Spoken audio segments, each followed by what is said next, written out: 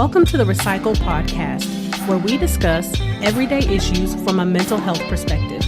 We are your hosts, Dr. Rashonda Strickland, Dr. LaFonya Jones-Hines, and Dr. Nichelle Wall. Now, don't get it twisted. We're not going to be your stereotypical therapist. What we will be is informative, down to earth, a little spicy, and vulnerable. All right, interns, turn up your volume, grab your pen and paper. It's supervision time. As a reminder, this podcast is not meant to take the place of a relationship with a licensed mental health professional.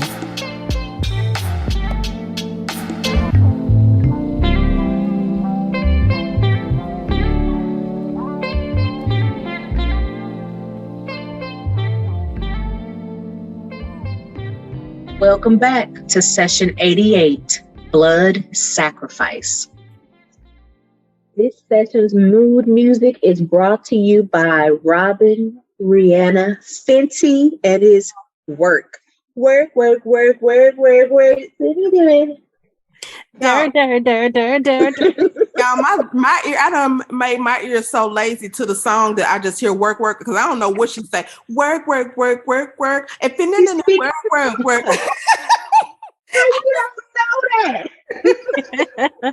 She told him, look, you better put in work. Come on over here and get this, boy. It's just it's a holdover from last month's sessions. Yes, we combined. We combined it a little bit. Oh, so go ahead, Dr. Jones. You know you normally bring us in. Let them know what we're talking about. Okay, so let us go ahead and preface this again. Mother Nature is playing with Texas right now. So if we sound a little funky, it's because we're in the house again. For the 500th time. Yes. What we're going to be talking about today is having a career, but tanking in your personal life. Like your personal life is in shambles. So my question to you ladies is, do you think that in order to have a successful career, you have to sacrifice your personal life? And why or why not? So I want to say yes and no. No, I don't think it's 50-50, but I will say yes and no. Because people that are, if we're defining success as financial success, if that's what we're using as the measure, people that are financially successful work a lot until they get to a certain point, and then you get other people, you can delegate and have other people do work for you. Mm-hmm. But yeah, you're either going to be staying up a lot if it's school, doing a lot of work, classwork, things like that.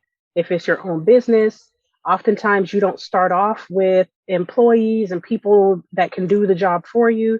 So it's a 1-man or 2-man show initially.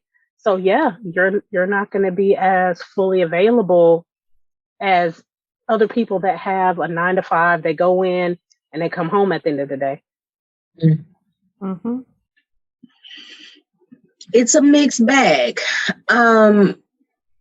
So when I was an undergrad, I remember one of my professors, her name was Dr. Barkis, and she was this Black woman with these beautiful dreads. And I remember her saying specifically to the women in our psychology class, she was like, ladies, if y'all want a family, y'all better be intentional about figuring that out as you're completing your education, because it's easy to, not get that. So I look at that and then I'm like, I'm about to be 40 and I don't have that. Of course, my reasons are a little bit different because I did work on that. It's just, I haven't found the person that matches well with me, I'm assuming. But I think it's mixed. It's different for everybody, but also everybody doesn't want that either. I would also have to add the gender differences. I think it's different for men who are successful because they don't typically have an issue with women waiting it out or being by their side if they have to. I'm just use surgeon. If they're a surgeon and they have to work late and all this and all those hours, they don't tend to mind. But if it's women, we've statistically seen that it's not as prominent for women. Mm-hmm. Yeah. Oh yeah, I completely agree. I think just kind of piggybacking off what Dr. Wall said, I think that's what's helped me because I'm extremely career driven, and I don't want children. And I was lucky enough to find a spouse that was not particularly gung ho about having children either. So it just works out for us that, I can pour myself into my career and not feel guilt that I'm not at home or that I'm investing too much of my time and energy in this one space and not having to share it with myself, my spouse, my friends, my family, and children, because small children take up a lot of time and resources. Mm-hmm. It works for the people that it works for, but, for myself, that was just not something that was part of my desire. I wanted to reach a certain career goal, and that meant more to me. Mm-hmm. Yeah. Yeah, I think to each their own. Although I waited later in life to get married because I am goal and career oriented. Now that I am married, I do want at least one child, but I don't think for me and my lifestyle, it's going to get in the way. Yeah. I think you kind of have to know some of what you want at a younger age when you are going to be driven in your professional life. And I don't think that's something that we really teach younger generations all the time. It's just more so like, don't get pregnant or don't let nobody tie you down, or, you know what I mean? It's not really, okay, like, this is how you do this. If you want this particular career, let me educate you. And then also, if you want to have a relationship while you're doing that, this is some of the ways that can look. And this is the way to make it healthy. Like, we really don't have conversations about that. So we're just flying blind. You either get consumed in lust, typically, or you get consumed in lust, lust for, the money, or lust for the body. Well, I think people tend to think black or white because they think they have to have either or. They can't have success and family, or it doesn't necessarily have to be family. It could be friendships. It could be spending time with your family, meaning your parents, your siblings, your aunts, uncles. It doesn't necessarily have to be romantic, but people tend to think it's an either or, and it doesn't have to be. Mm-hmm. As long as you surround yourself with people who are understanding of, like, hey, Monday through Friday, I may not be available because I got to be focused on what I'm doing or whatever. But Saturday and Sunday, hey, I'm all yours. Let's do it. And it may not be until Saturday night, because Saturday morning, I don't want to get up early. Mm-hmm. What do you feel was the most difficult about becoming doctors and balancing a personal life? See, for me, it wasn't difficult. Anybody I met during that time, I knew it wasn't going to go anywhere, because I never even wanted to be married until after I graduated. Like, I dated people, I had boyfriends, but it was like, I just have boyfriends so I can go out. It wasn't like anything serious for me until after I graduated. And I'm similar. I did not find it difficult to have a personal life as well as go to school, because I worked full time. I went to school and I traveled. I actually traveled a lot more then than I do now. So if anything, getting my doctorate degree, there wasn't really a big, huge shift in what I had to do. It was once I became a business owner that I started to have more difficulty with balance, because again, like I said before, I'm pretty career driven. So I had certain goals and things that I wanted for that. But during school, it was just like an extension of undergrad, really. Mhm. I did my stuff Monday through Friday, and on the weekends, that was my time. I didn't do homework on the weekends. I did my homework during the week or while I was at work. Um, it's not to say that I didn't have moments where I was tired or frustrated and all of that, but I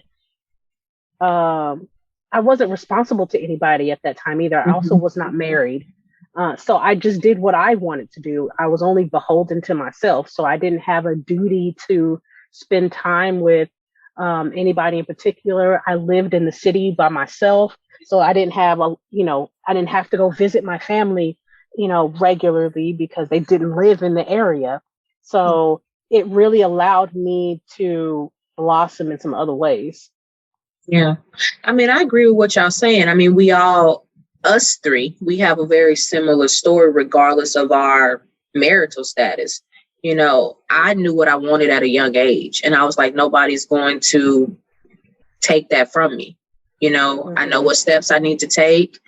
Essentially, being one of the first people in your family to go to college and know what you want, like you have a path in your mind, and so you can't really deter from that.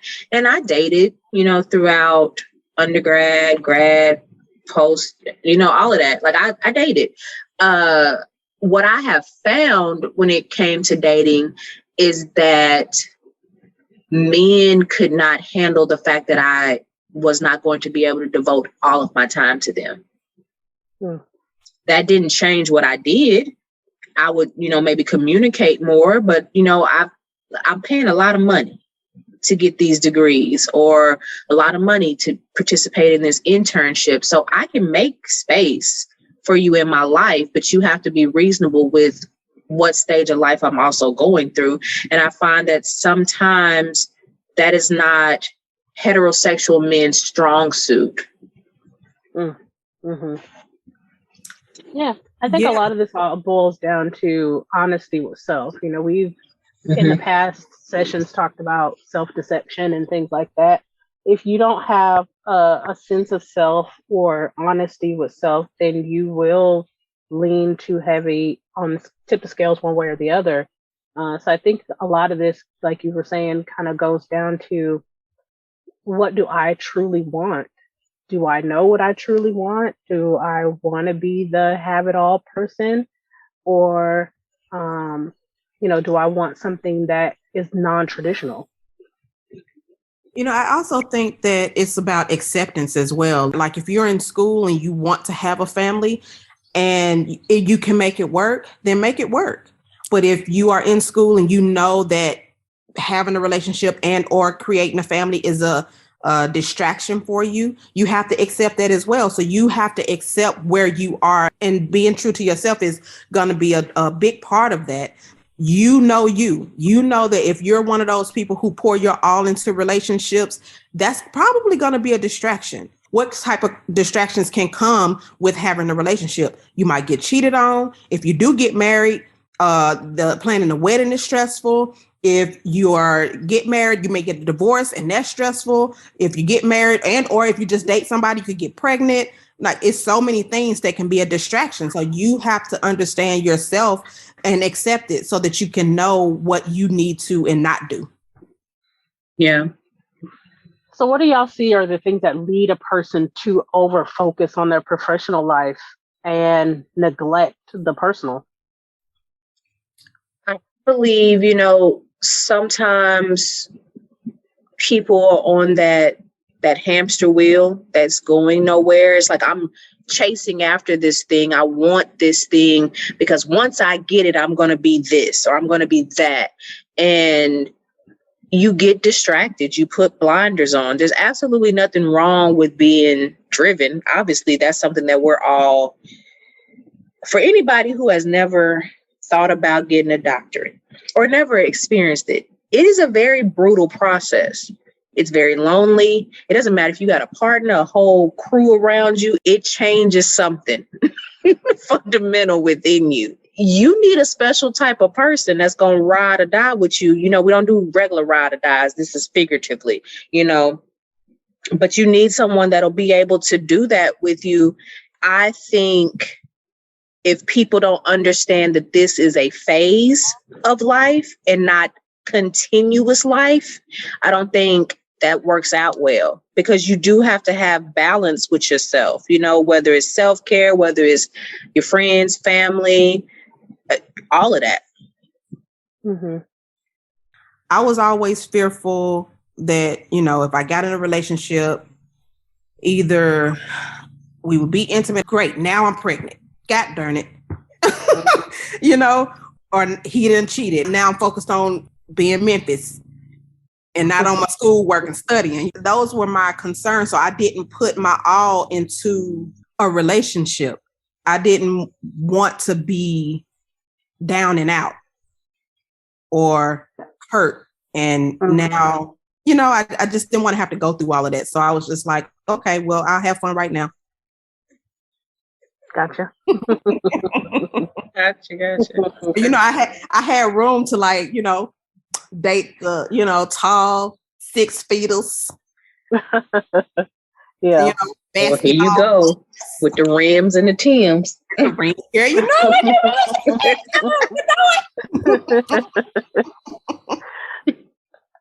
if I had to add anything to that, I would also say a poverty mindset. If you grow up not having a lot of, you know, and you can look at research and things like that, but a lot of people that grow up were in a low SES and then become financially successful have the idea that I'm never going to live that way again. So then there's this overdrive and production towards not being poor. Not even that I want to be wealthy or I want to be rich. I don't want to be poor. So I overinvest in work to keep myself from being in a place where I feel unstable. You know, we've talked about hierarchy of needs before in the past, and the base needs of, you know, physiological and safety and security. So if I have a survival mindset, a poverty mindset, then I may skew the scales towards overproduction, which then will not lead me to having balance in my social life. And with you saying that, I would also add people who've experienced some sort of trauma.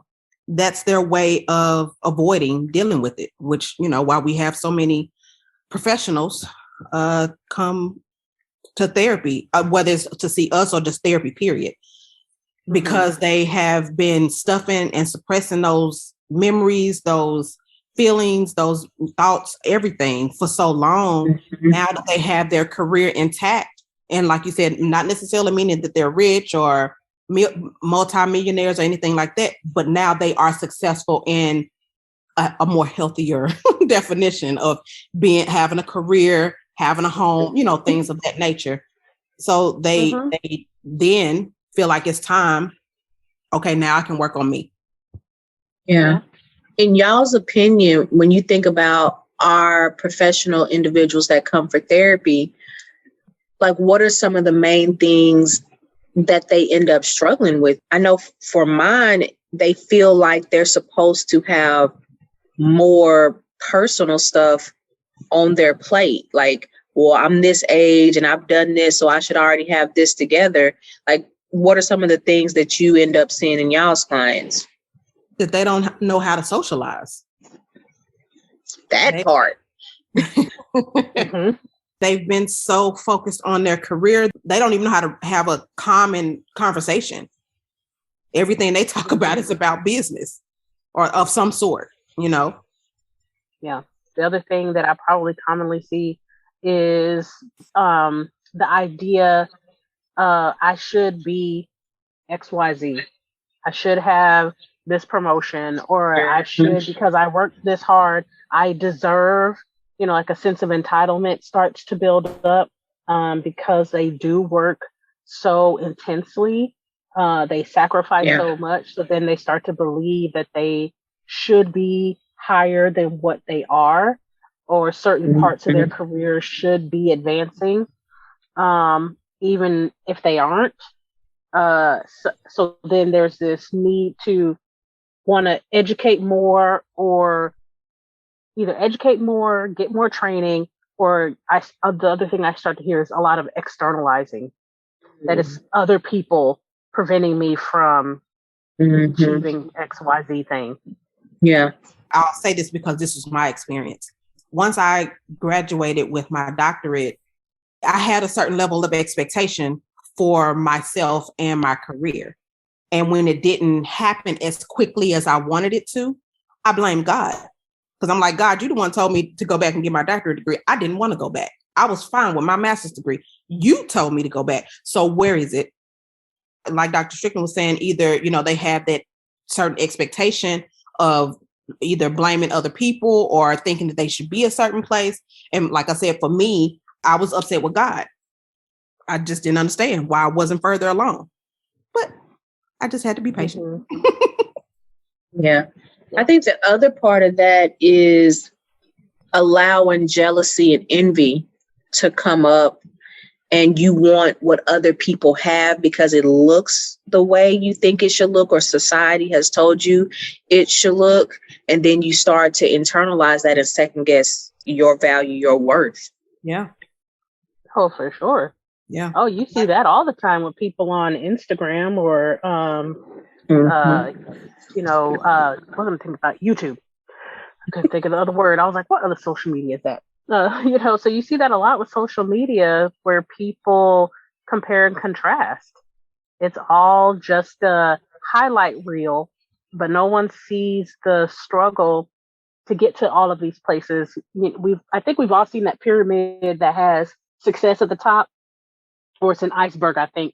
It says success at the top, and then underneath the water, it has all of this stuff that says, sacrifice and tears and stress, and it has a bunch of different things. And people don't see all of the work that happens on the back end to be quote unquote successful. And then I go back to our original statement on how we're defining success and professionalism. For one person, it could be I've held a position for 2 years. And that's an idea of being professionally successful because they have a history of changing jobs every 6 months. And some people, it's monetary. They want to be 6 figures or they want to be 7 figures. So I think it also goes into how we're defining success or, achievement in profession. Yeah, I agree with that. Mm-hmm. I think it's just a matter of, being able to find your path and sticking to it. And it's okay if you need to change it up some. If you are one of those people who have already completed all the schooling, you're going to complete it and feel like you've achieved the career. Or if you are in the midst, I think you have to find a balance. One of the things Dr. Strickland and I, we've told you all several times before that we're best friends.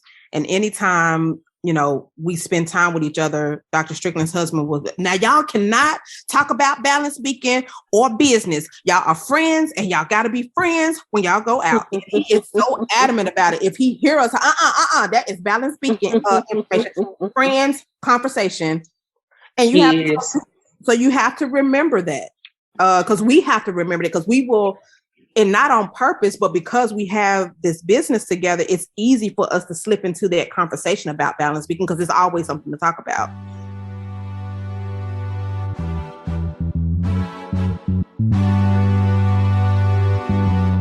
It's so much going on in the world right now, and we could all use some extra support. At Balance Beacon, we offer counseling services for individuals, couples, families, and groups. If you're in Texas, give us a call at 214-396-6503 or visit our website at www.balancebeacon.com for more information.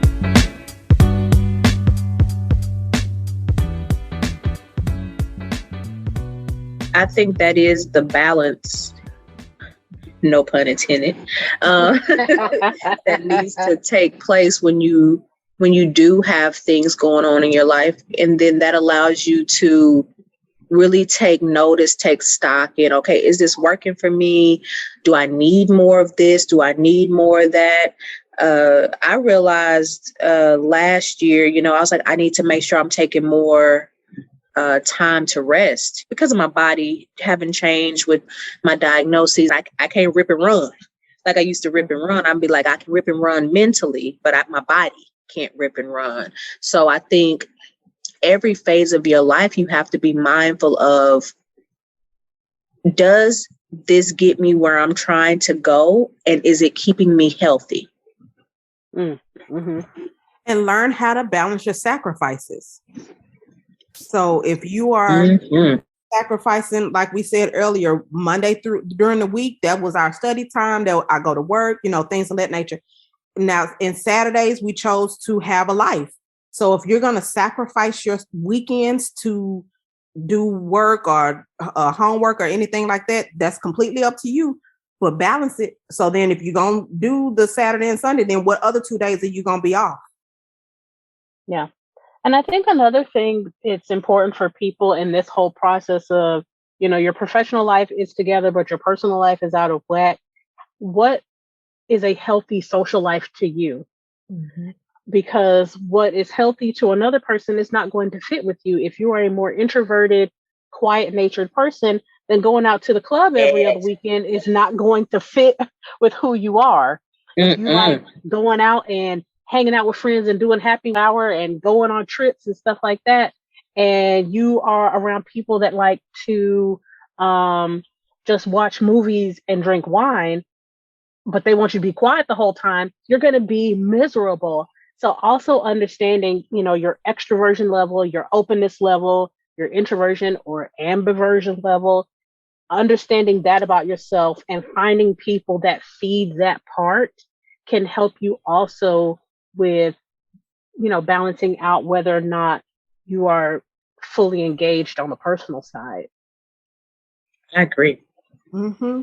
And I would add to that, like, when you're thinking about either your friend circle, your romantic partner of any sort, let's just talk about romantic partner because that is easier. If y'all are not married and they require a lot of your time now, when you get married, that's not going to change.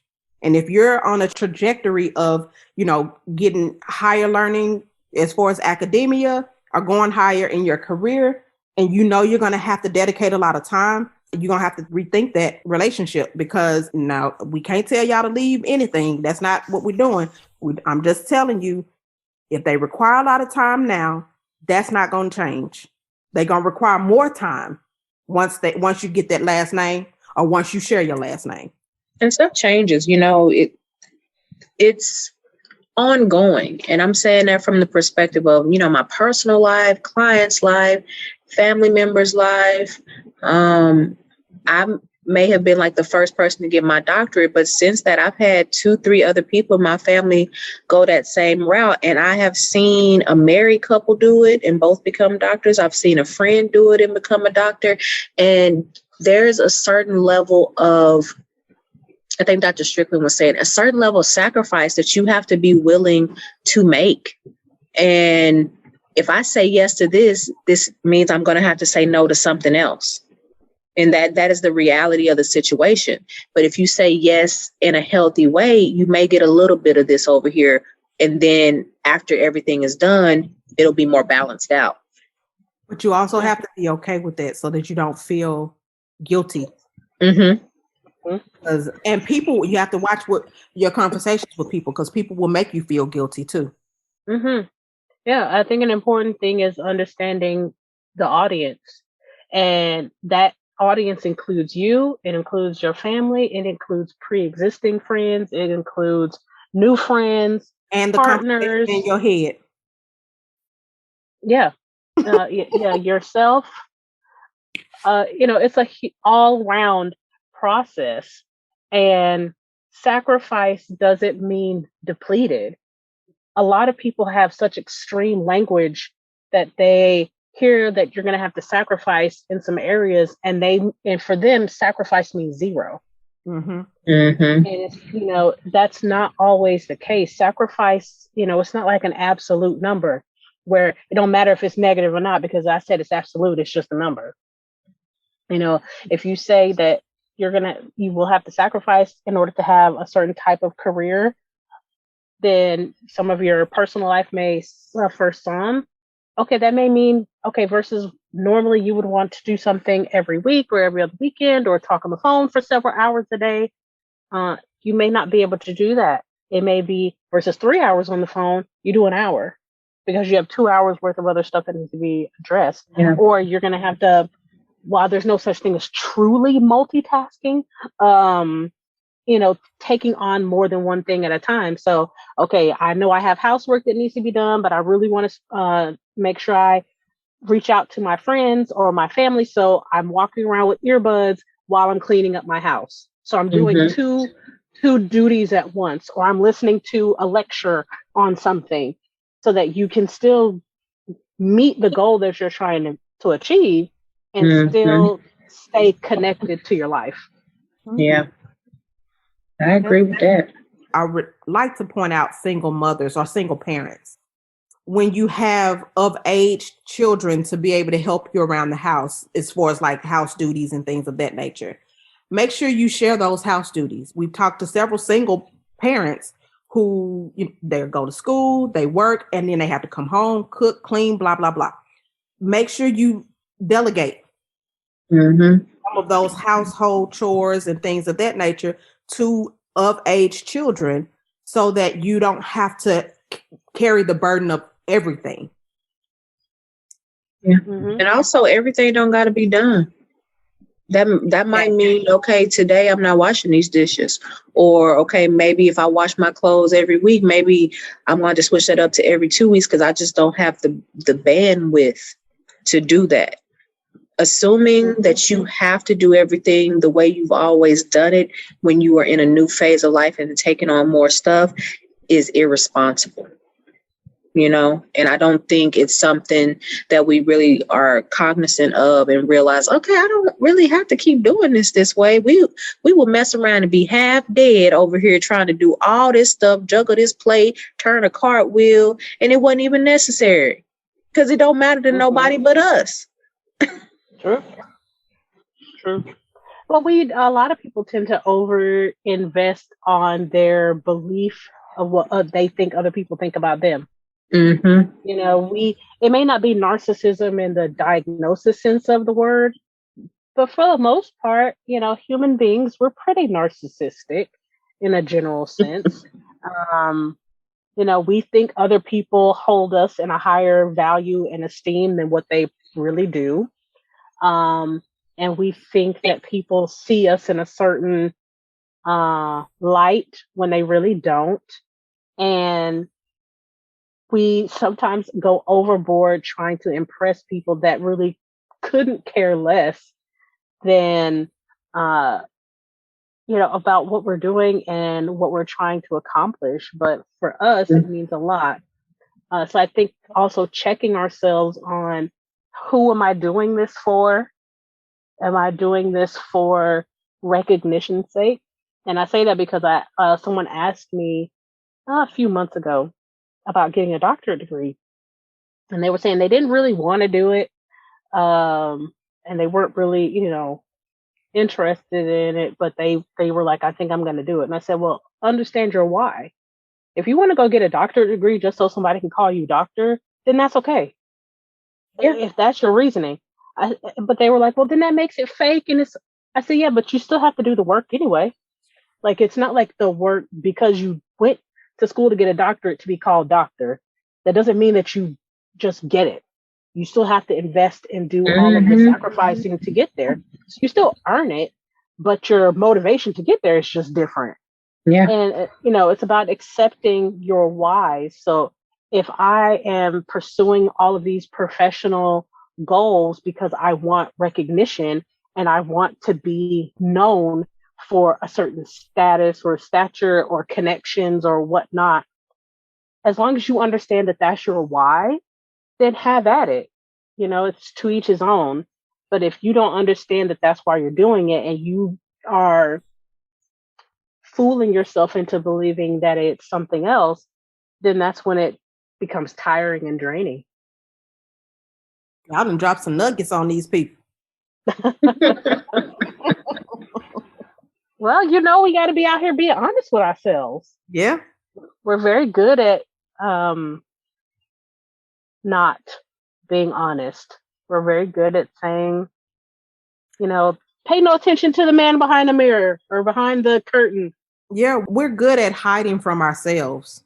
And we tell people all the time, you can't run away from you. It don't matter what people say. It don't matter what they do. It matters what you do, because you can't run away from you. When you wake up in the morning, you're going to feel you. When you take a shower, you're going to feel the water on you. Like, you can't go nowhere from you. Figure out what you subscribe to so that you can figure out how you need to balance your life. Lots of self-discovery, self-exploration, and not being afraid to do that, as the people like to call it now, shadow work. Not being afraid to dive deep into where your motivations lie. Why am I career driven? Is it because I was, pushed into being successful in perfectionism? Is it because my family has certain expectations of me? You hear a lot of that with like first generation immigrant children, being pushed into certain types of careers. Is it because of my own internal drives? Is it financial? There's all of these things that compound together to influence why we do what we do. But if you don't have a solid foundation on understanding where it's coming from, the hamster wheel thing, that will be what you're doing. I agree. Yeah. Okay. So, unless you ladies have some final words for the interns out there, I think this is, a good, short, sweet, to the point session today on focus. Yeah, I think it's good. Okay. And y'all know we always end off with a quote. Today's quote comes from the great Dolly Parton. Don't get so busy making a living that you forget to make a life. Must be this volume control. So, okay, interns, process your notes. Be sure to catch us next session and find us on all major platforms at the RePsychled Podcast. If you're a new intern, be sure to like, comment, subscribe, and share. Thanks for listening. And remember, we are shifting and reshaping our psyche through healing conversations and connections, one discussion at a time.